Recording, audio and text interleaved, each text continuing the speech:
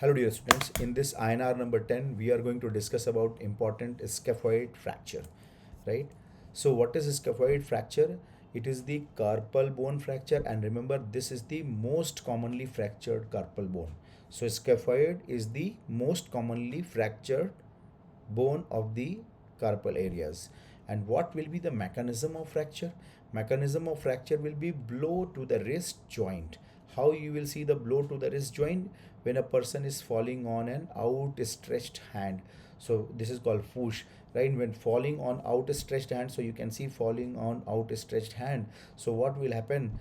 This area will be having maximum pressure, right? That is why scaphoid is taking maximum force because he is falling on the outstretched hand, and as a result you can see this force is going to fracture the scaphoid, right? Because maximum force is applied here, right? So this falling on outstretched hand is the mechanism for the fracture of the scaphoid.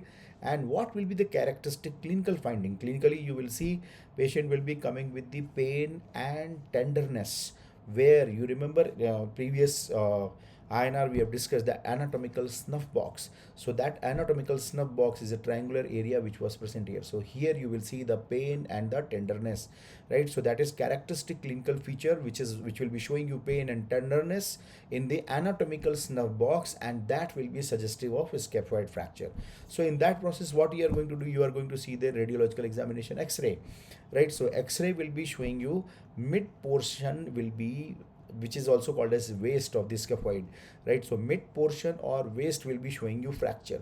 So mid portion or waist fracture is the most common fracture. Remember, on X-ray, break in the mid portion area, which is also called as waist area, will be the most common site for the scaphoid fracture.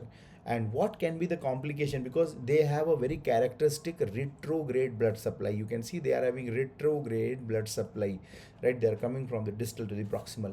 So because of this retrograde blood supply, they will be having avascular necrosis and non-union, right? So because of that, they will be having avascular necrosis and non-union, right? And when you talk about the treatment for non-displaced and widely displaced, there are two categories. For non-displaced fracture, you will give a scaphoid glass holding cast, which is also called as thumb spica cast. So you can see thumb spica cast because it is covering forearm, wrist, and thumb. So you can see that forearm, wrist, and thumb has been covered. So this is the scaphoid glass holding cast, or it is also called as thumb spica cast, right?